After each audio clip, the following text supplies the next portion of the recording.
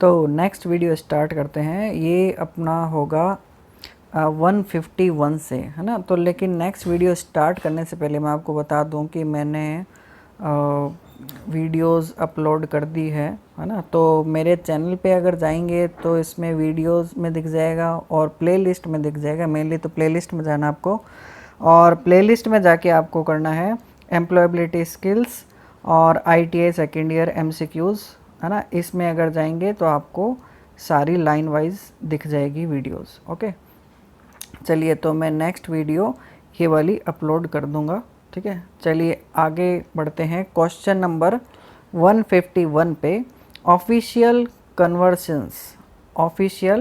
Conversations जो होते हैं आर द पार्ट ऑफ, किस प्रकार का पार्ट होता है वो एक फॉर्मल कम्युनिकेशन होता है। क्यों? क्योंकि ऑफिस में अगर बैठे हैं तो अपने सीनियर से बात कर रहे होंगे, तो सीनियर से बात करते वक्त फॉर्मल, दोस्तों से बात करते वक्त इनफॉर्मल, ठीक है। इसके बाद में आता है अपने पास अगला क्वेश्चन, कन्वर्सेशन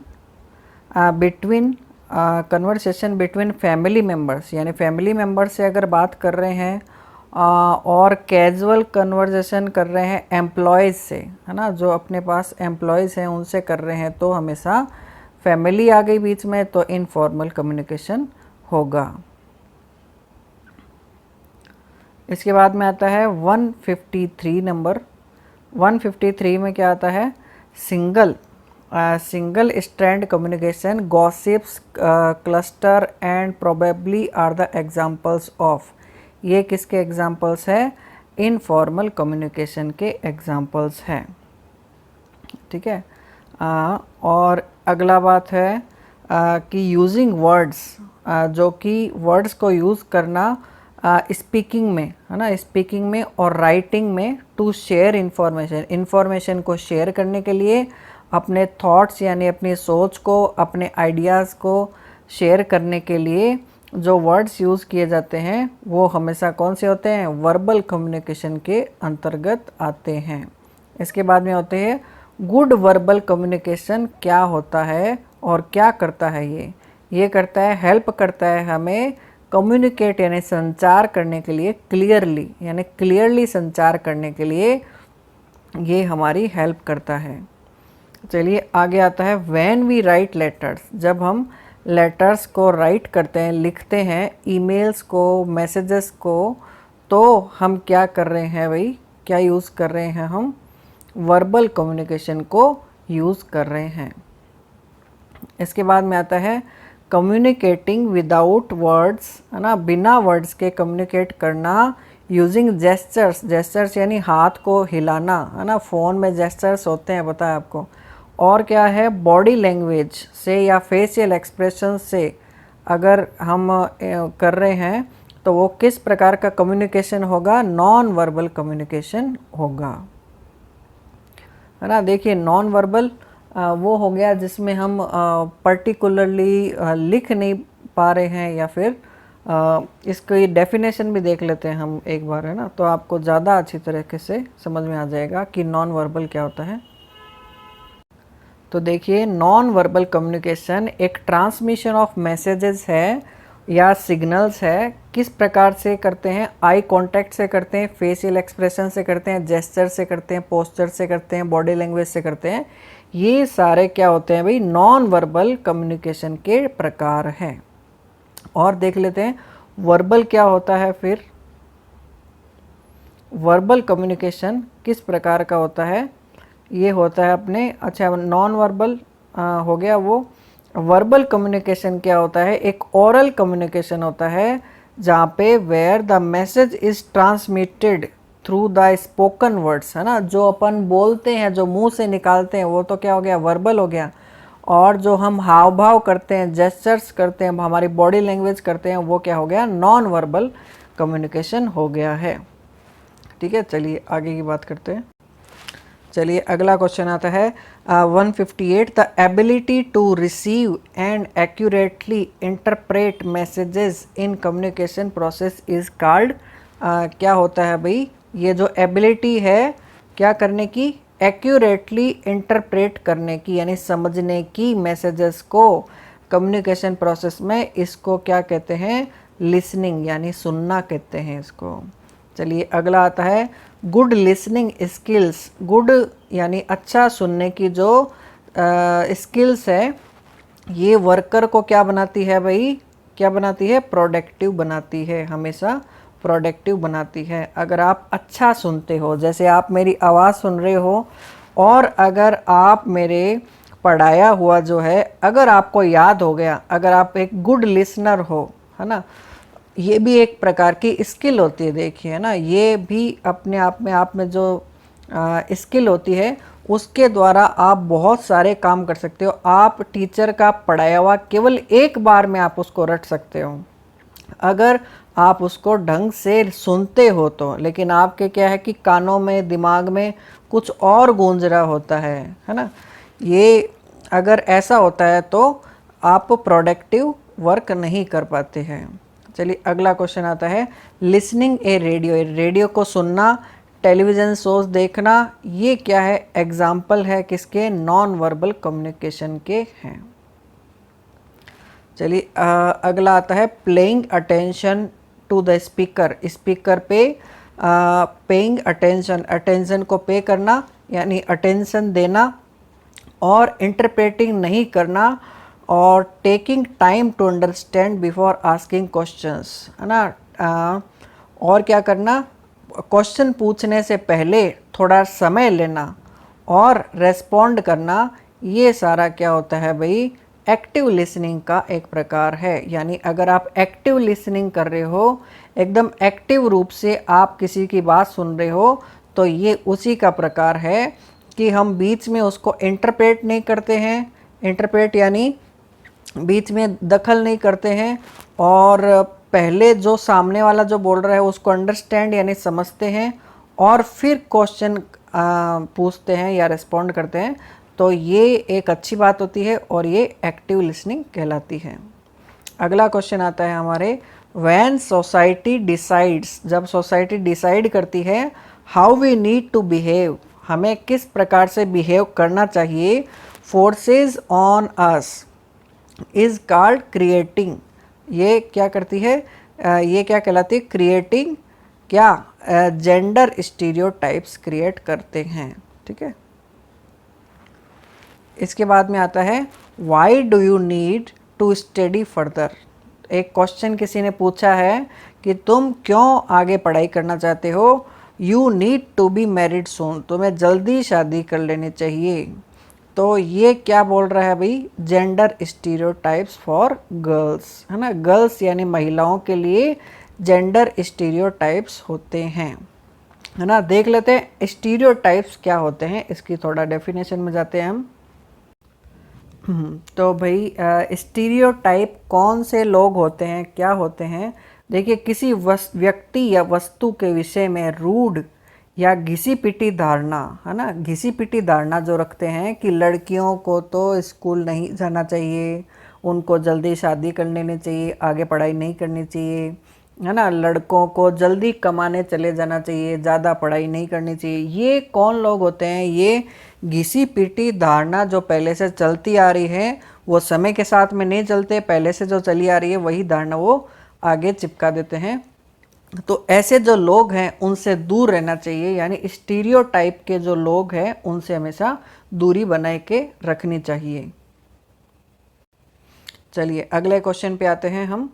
अगला क्वेश्चन है एन इम्पॉर्टेंट डॉक्यूमेंट, एक important document to carry when attending an interviews, है ना। इंटरव्यू को अटेंड अगर करने जा रहे हो तो सबसे इम्पॉर्टेंट डॉक्यूमेंट्स जो सबसे इम्पॉर्टेंट होता है वो कौन सा होता है, रेज्यूमे होता है। रेज्यूमे में आपकी सारी इन्फॉर्मेशन लिखी हुई होती है कि आपने क्या क्या किया हुआ है, आपकी एकेडमिक क्वालिफिकेशंस क्या होती है, सभी के पास रेज्यूमे होना ही चाहिए, ये बिल्कुल मस्ट है।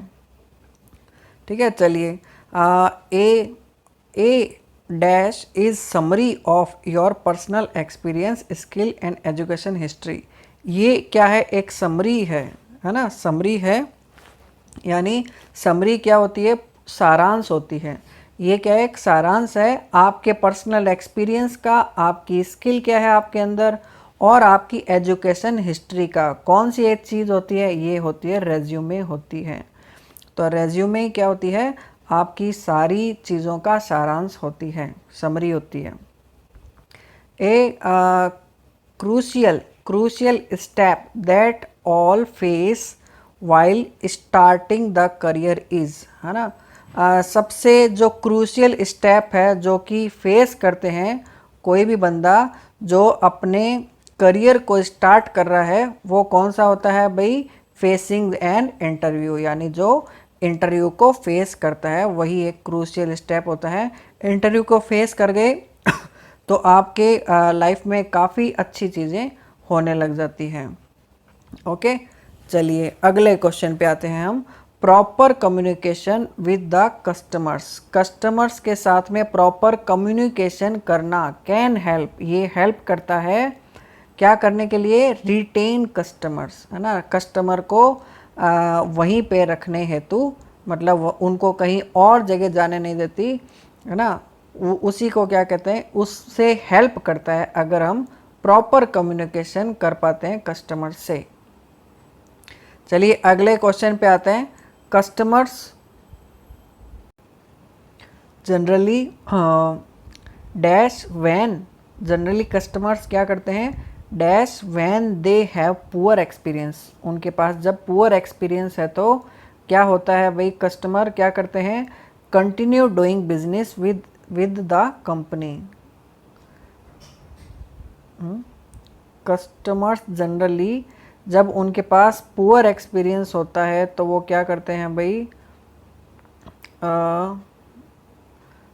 किसी भी कंपनी के साथ में कंटिन्यू बिजनेस रखते हैं, है ना। और अगर उनके पास अच्छा एक्सपीरियंस आ जाता है तो वो क्या करते हैं, कोई भी अदर कंपनी अगर उससे अच्छी मिल रही है उनको तो वो क्या करते हैं, उस कंपनी से स्विच करते हैं, है ना। चलिए अगला क्वेश्चन आता है। एन एम्प्लॉय कम्स लेट, अगर एक एम्प्लॉय लेट आता है ऑफिस एवरी डे, हर दिन अगर लेट आता है तो ही इज़ नॉट, वो क्या नहीं है, पंचुअल नहीं है। देखो पंचुअलिटी हमेशा हमारे अंदर होने चाहिए, है ना। ऐसे नहीं कि कोई सर बुला रहा है 8 बजे और आप 10-11 बजे आ रहे हो, कोई 12 बजे आ रहा है ना। और बहाने बहुत सारे होते हैं जिनके।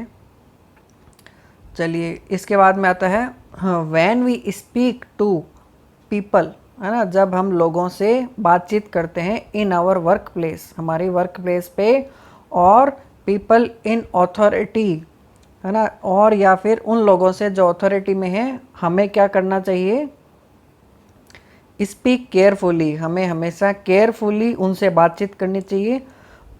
और शो रेस्पेक्ट, हमें रेस्पेक्ट को, उनको रेस्पेक्ट देनी चाहिए।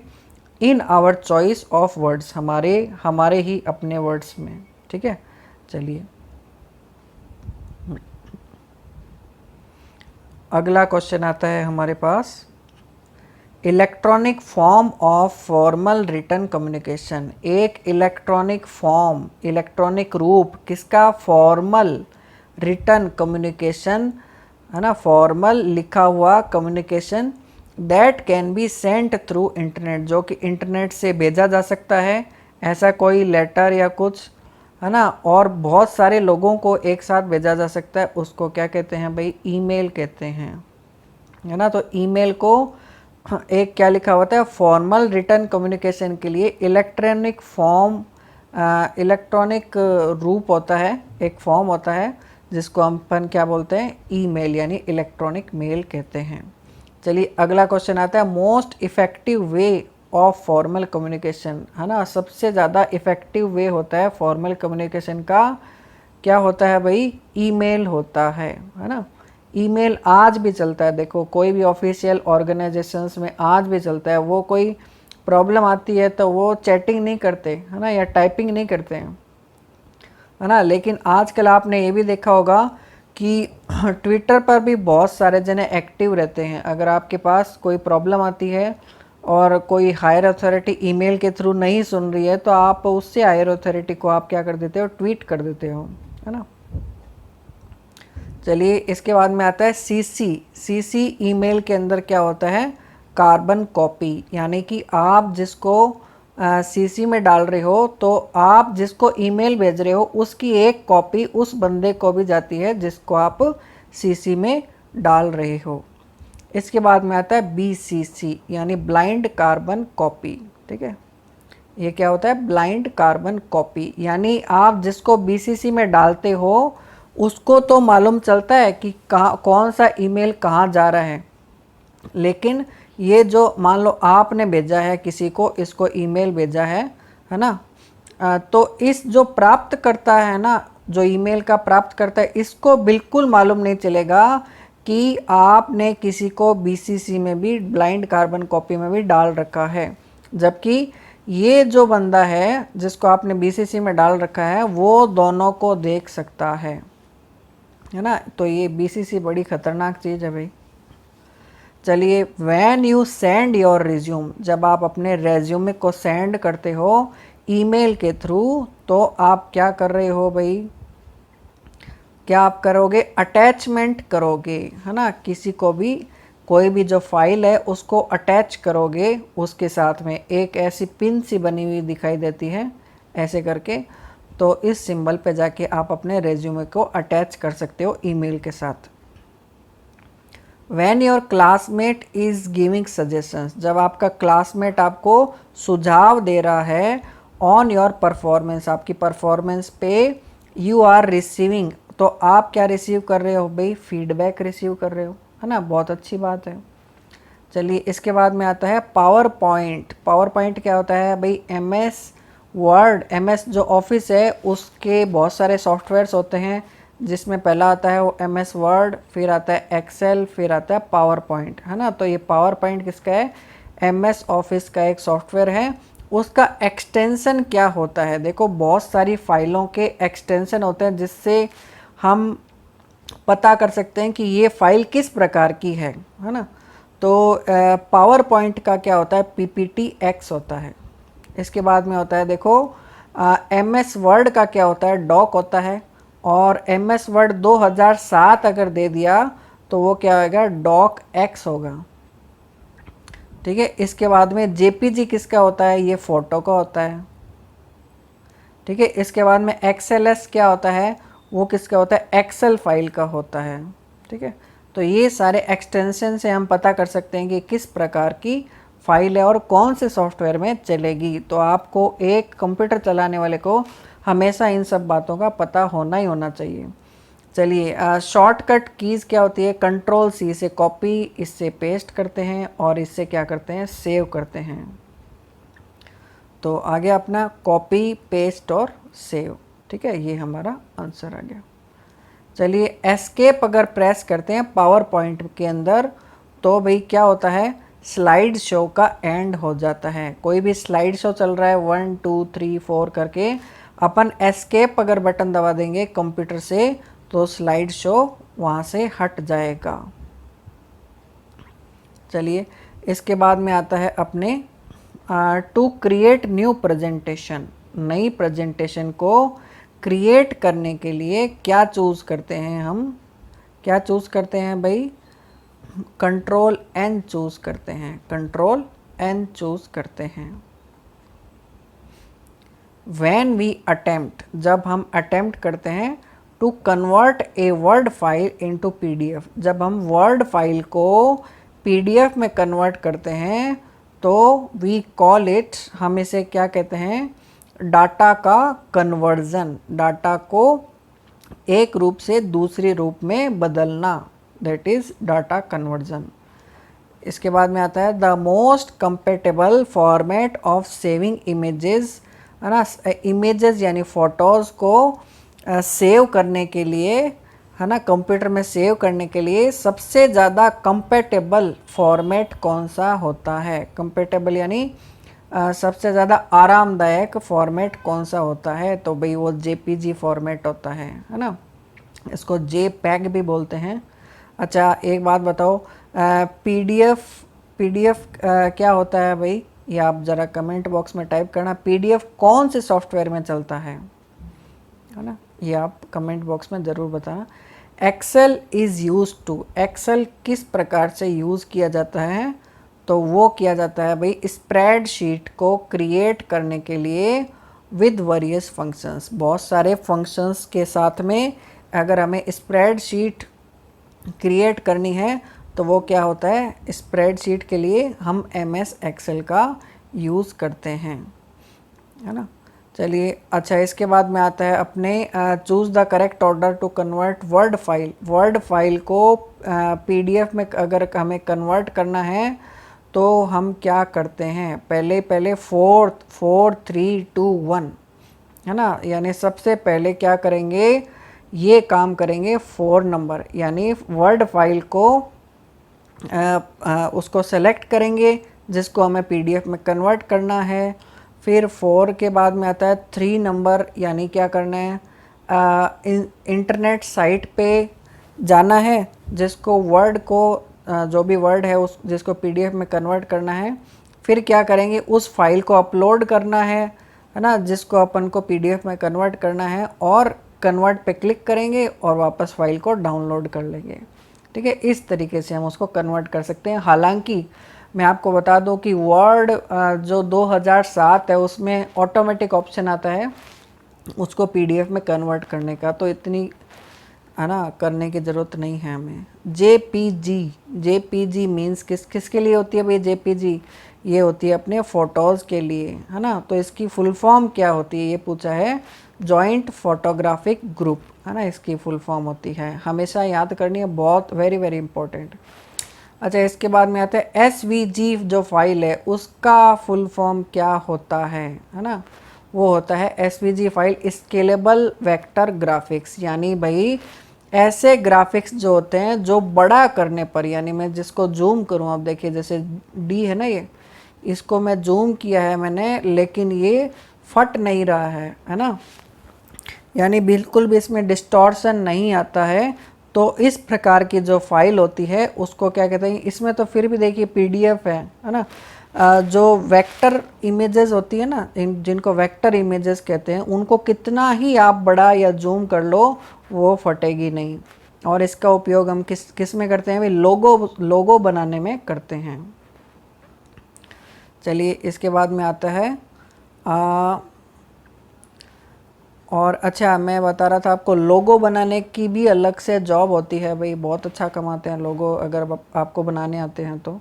अच्छा, इसके बाद में आता है देखो participants in live seminar. Seminar कोई होते हैं उसमें जो पार्टिसिपेंट्स होते हैं, एंड डिस्कशंस जो उसमें डिस्कशंस होते हैं, कैन क्या इंटरेक्ट, वो क्या कर सकते हैं, इंटरेक्ट कर सकते हैं, यानी एक दूसरे से इंटरेक्ट यानी हो गया अपने बातचीत करना, है ना, इंटरेक्ट कर सकते हैं। व्हेन इट इज़ अनेबल्ड, जब वो अनेबल्ड होते हैं तो पार्टिसिपेंट्स एक दूसरे से इंटरेक्ट कर सकते हैं, यानी बातचीत कर सकते हैं। अच्छा, वाईफाई स्टैंड्स फॉर क्या होता है, वायरलेस फिडेलिटी, ये तो आपको पता ही है अगर आप ICTSM से हो तो। चलिए, इसके बाद में आता है अपने dash is A wireless technology. क्या है भाई, एक वायरलेस टेक्नोलॉजी है, standard use for exchanging data को एक्सचेंज करने के लिए fixed and mobile devices over short distances. छोटी डिस्टेंस के लिए अगर अपने कोई फाइल वगैरह ट्रांसफ़र करनी हो तो उसके लिए क्या यूज़ करेंगे, ब्लूटूथ को यूज़ करेंगे, यानी 10 मीटर तक काम करता है ब्लूटूथ, उसके बाद में काम नहीं करता। ब्लूटूथ को क्या कहते हैं, पिकोनेट भी कहते हैं। व्हेन वी शेयर फ़ोटोज़, जब हम फ़ोटोज़ को शेयर करते हैं, वीडियोज़, है ना, किसी एंड्रॉयड स्मार्टफोन से to the computer to see them, है ना, किसी कंप्यूटर पे अगर हम किसी फ़ोटोज़ को या वीडियोज़ को अगर शेयर करते हैं लार्जर स्क्रीन पे देखने के लिए, तो हम क्या करेंगे, स्क्रीन मिररिंग करेंगे, यानी हम स्क्रीन मिररिंग ऑन करेंगे और उससे क्या हो जाएगा, हमारे जो भी हम देख रहे होते हैं एंड्रॉयड पे वो बड़ी स्क्रीन पे चल जाता है, यानी टीवी में चल जाता है ना। उसको बोलते हैं कास्ट भी बोल देते हैं, स्क्रीन मिररिंग होते हैं, बहुत सारे सिस्टम होता है जो अपने मोबाइल में होता है, अलग अलग ब्रांड के हिसाब से अलग अलग नाम दिया जाता है इनका, ठीक है। चलिए अगले आता है question, a dash is a computer that provides data to other computers, जो कि दूसरे कंप्यूटर्स को डेटा प्रोवाइड करता है, वो कौन होता है भाई? वो कहलाता है सर्वर कहलाता है, ठीक है ना। सर्वर वो जो सर्विस प्रोवाइड करे वो क्या कहलाता है? सर्वर कहलाता है। देखिए क्वेश्चंस को आपको समझना है, मैं पहले ही बता रहा हूँ। अगर आप क्वेश्चंस को नहीं समझेंगे और सीधा रटेंगे तो बिल्कुल काम नहीं आने वाले आपके एग्ज़ाम्स में, क्योंकि मैं आपको बताऊं कि इतने सारे क्वेश्चंस हैं आपके दिमाग में, आपको रखने हैं, है ना। अगर आप इस तरह से समझोगे नहीं और सीधा याद करोगे, ऑब्वियसली याद तो करने ही है लेकिन समझ के याद करने हैं, वो दैट इज़ इम्पोर्टेंट, है ना। चलिए अगले क्वेश्चंस पे आते हैं हम। एप्लीकेशंस एंड सर्विसेज, एप्लीकेशंस और सर्विसेज जो होती हैं ऑफर्ड ओवर द इंटरनेट, है ना, जो इंटरनेट पे ऑफ़र की जाती है वो क्या कहलाती है भाई? वो कहलाती है क्लाउड कंप्यूटिंग, वो कहलाती है क्लाउड कंप्यूटिंग कहलाती है। इसके बाद में आती है the image of the cloud, है ना, किसी भी क्लाउड की image is often use to refer to, use to refer to, जो रेफ़र किसे की जाती है भाई? इंटरनेट को। इसके बाद में आती है to receive, to retrieve photos and videos from Facebook we need. अगर हमें रिट्रीव करनी है, अब मान लीजिए हमने फेसबुक पर कोई फ़ोटोज़ और वीडियोज़ को अपलोड कर दिया, ठीक है। अब अपलोड कर दिया तो हमें उसको वापस रिट्रीव करनी है, रिट्रीव यानी वापस प्राप्त करना है, किसको? फ़ोटोज़ को और वीडियोज़ को फेसबुक से। तो हम क्या करते हैं? हमें सबसे पहले क्या चाहिए? इंटरनेट का कनेक्शन चाहिए, है ना। ऐसा डिवाइस चाहिए जिसमें इंटरनेट कनेक्शन हो। वाट डू वी नीड, हमें क्या चाहिए? टू एक्सेस फ़ोटोज़, अपनी फ़ोटोज़ को एक्सेस यानी प्राप्त करने के लिए, और वीडियोज़ को प्राप्त करने के लिए, और डॉक्यूमेंट्स को जो कि फेसबुक और जीमेल पे शेयर किए जा चुके हैं उनको अगर प्राप्त करना है तो हमें क्या चाहिए? कंप्यूटर चाहिए या स्मार्टफोन चाहिए जिसके पास में इंटरनेट कनेक्शन हो। चलिए सीरी और एलेक्सा बोलते हैं ना, हे सीरी, हे एलेक्सा, है ना। अगर जैसे ही बोलते हैं तो क्या हो जाता है? अमेज़ॉन का एक बाबा होता है ना, एलेक्सा नाम का, वो प्रकट हो जाता है। ये एलेक्सा वैसा ही है जैसा कि क्या होता है, अपने गूगल असिस्टेंट होता है ना, तो हम हे गूगल बोलते हैं, वो एक्टिवेट हो जाता है ना। वैसे ही एप्पल के अंदर क्या होता है? सीरी होता है ना, तो वो हमारे अपन जो भी क्वेश्चंस उनको पूछते हैं वो उसका जवाब दे देता है। और एंड्रॉयड में क्या होता है? गूगल असिस्टेंट होता है। और अगर अमेज़ॉन पे जाते हैं तो एलेक्सा होता है। तो एलेक्सा के स्पीकर्स भी आते हैं, अगर आपने नहीं देखे हों तो ज़रूर देखिए, 3-4 हज़ार के आते हैं, और उनसे आप जो बातचीत करना चाहो वो बातचीत कर सकते हैं, और वो आपके लिए ऑर्डर भी कर सकते हैं अपने आप, ठीक है।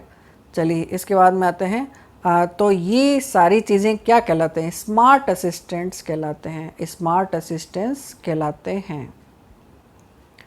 An important aspect of being a successful entrepreneur, एक एंटरप्रेन्योर पहली बात होता क्या है? देखो एंटरप्रेन्योर वो होता है जो कि खुद तो उसको जॉब मिलती है, यानी एक बिजनेसमैन टाइप का होता है जो कि अपना नया बिजनेस स्टार्ट करता है, यानी जो स्टार्टअप को शुरू करता है, अपना नया स्टार्टअप करता है, और वो क्या करता है? अपने नीचे खूब सारे जनों को जॉब भी देता है ना। अगर आपको एंटरप्रेन्योर बनना है ना, तो भाई आपको क्या करना पड़ेगा? आपका जो माइंड सेट है वो एंटरप्रेन्योर टाइप का होना चाहिए कि मैं तो भैया सबको नौकरी देने वाला बनूंगा, न कि लोगों से नौकरी लेने वाला, है ना। देखिए अगर आप एक गवर्नमेंट जॉब करते हैं, है ना, तो क्या होता है भाई? आप केवल खुद के लिए ही, खुद की घर का ही चूल्हा जलाते हैं। लेकिन अगर आप एक एंटरप्रेन्योर बनते हैं तो आप अपने साथ साथ करीब 10, 15, 20, है ना, लाखों तक जा सकता है। अगर आप एंटरप्रेन्योर बनते हो तो लाखों घरों का चूल्हा आपके काम से जल सकता है। चलिए इसके बाद में आते हैं हम 199 नंबर क्वेश्चन पे। Taking decisions in our own, हमारे खुद के जो डिसीजंस लेना आफ्टर केयरफुली थिंकिंग, है ना, एकदम शांति से केयरफुली सावधानी पूर्वक सोच के about them is the quality of, ये किस प्रकार की क्वालिटी है ना, वो भाई क्वालिटी है इंडिपेंडेंट डिसीजन मेकिंग, यानी स्वतंत्रता पूर्वक डिसीजन को मेक करने की क्वालिटी आप में आ चुकी है। 200 यानी 200वां क्वेश्चन है कि प्रोटोटाइप क्या होता है। भाई क्या होता है प्रोटोटाइप? ये होता है पहला वर्जन किसी भी प्रोडक्ट का, यानी हम कोई प्रोडक्ट बनाना चाहते हैं, हम मान लीजिए मोबाइल फ़ोन बनाना चाहते हैं, तो हम किसी कंपनी पे गए, उसको बोला कि हमें ऐसा ऐसा करके ऐसा ऐसा मोबाइल फ़ोन बनाना है, तो वो हमारे कंपनी हमारे लिए, वो कंपनी जो है मोबाइल को असेंबल कर देगी और वो फर्स्ट वर्जन होगा हमारे फ़ोन का। फिर हम उसका R&D करते हैं, यानी रिसर्च एंड डेवलपमेंट में भेजते हैं उसको, उसमें क्या क्या प्रॉब्लम्स आ रही है वो देखते हैं, है ना, फिर उसका बीटा टेस्टिंग करते हैं, बहुत सारी चीज़ें इसमें होती है। तो ये जो फर्स्ट जो चीज़ निकल के आती है वो हमारी क्या होती है, प्रोटोटाइप कहलाती है। ठीक है, चलिए 200 क्वेश्चन हो चुके हैं। हम अगली वीडियो से हम 201 नंबर पे क्वेश्चन पे आएंगे। ठीक है, तो थैंक यू, बाय।